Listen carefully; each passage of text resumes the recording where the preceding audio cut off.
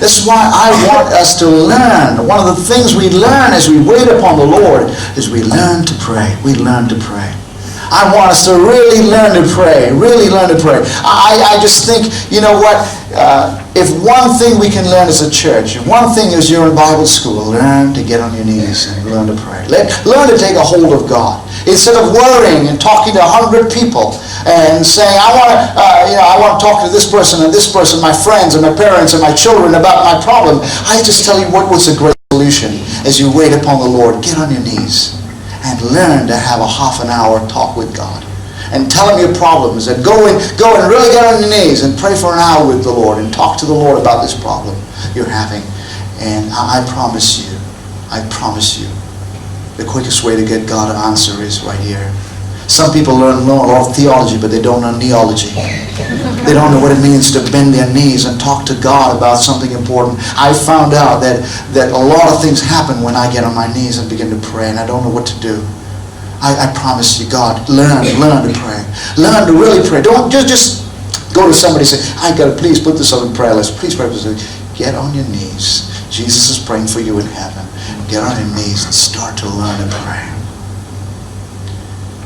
Mark chapter 11. Pray with persistence. Whatever you ask for, keep on asking. The Bible doesn't say ask and you shall receive, seek and you shall find. The Bible says in the Greek present tense, ask and keep on asking. Seek and keep on seeking, and you will find.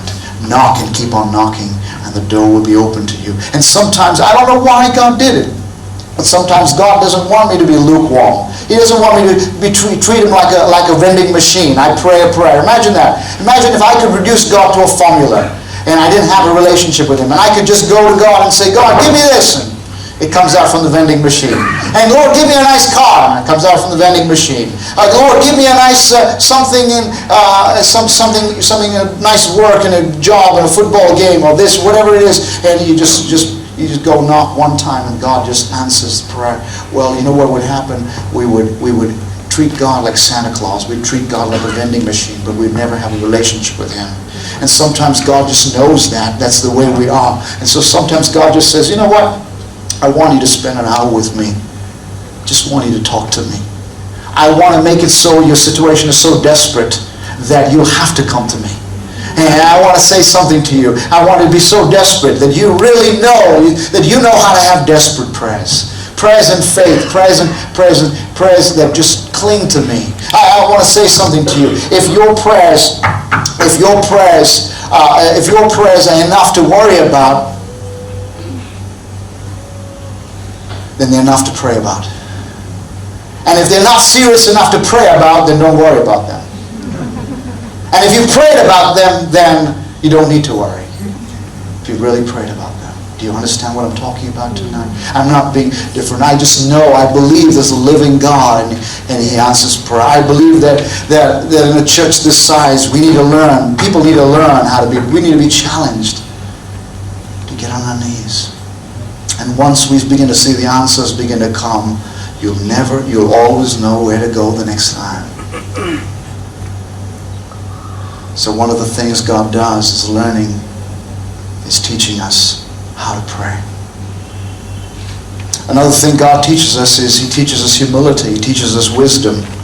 He teaches us, gives us experience. And the story is as we're waiting upon the Lord. Remember the story of Joseph? Hey, remember the story of Joseph?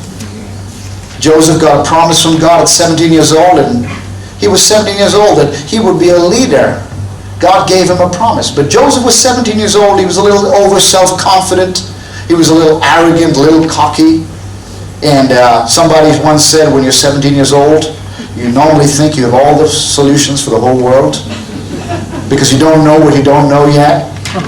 And that was Joseph. Joseph was 17 years old. God said, you're going to be a leader. You're going to one day be a leader, and you're going to lead your family, and you're going to be above your family and your brothers. And Joseph made the horrible mistake. He went and told his family about it. His father rebuked him. His brothers had revenge, and they threw him in a pit. And here was Joseph at 17 years old, and you know what? God had to teach him many lessons. And do you remember the story? Joseph was thrown in the pit. Then he was taken as a slave to Egypt. And in Egypt, he was placed in Potiphar's house. And then in Potiphar's house, he was put in prison. 17 years passed. Joseph is waiting and waiting and waiting. But what was happening in Joseph's life while that was happening? Joseph was being trained. He was being prepared. His self-confidence was going. It was going to be replaced by God confidence. His pride was being removed and was going to be replaced by tremendous humility. His self-seeking was going to be replaced by serving. And he learned to serve in a prison cell. Joseph learned about human relationships. There are certain lessons we learn. Believe me, friends, I know this. In trials, in situations, we learn lessons that we cannot catalog. Only God knows them.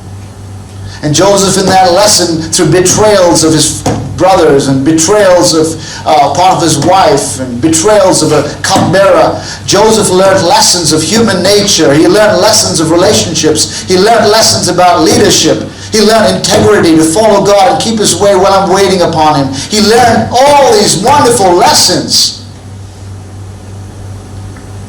There's lessons that you and I are learning. They are too much to catalog.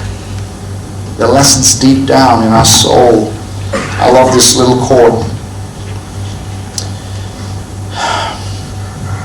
Somebody once said, "Hold steady when the fires burn, when inner lessons you must learn.